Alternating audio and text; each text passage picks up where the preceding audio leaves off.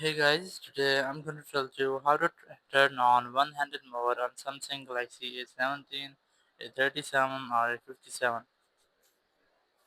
If you're using Galaxy A17, A37 or A57, you want to turn on one-handed mode. So let's see how can you do that. You have a simple way, you just have to go to your settings, and in settings, just scroll down, go to advanced features, and here you must see one-handed mode. Click on it, enable this from here.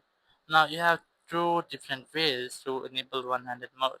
The very first is double tap your home button when you're on home screen. So here I'm on home screen, and double tap on this home button and your one-handed mode will be enabled. You can customize it, you can move it on your home screen, you can also customize it like its length, but there's a second way.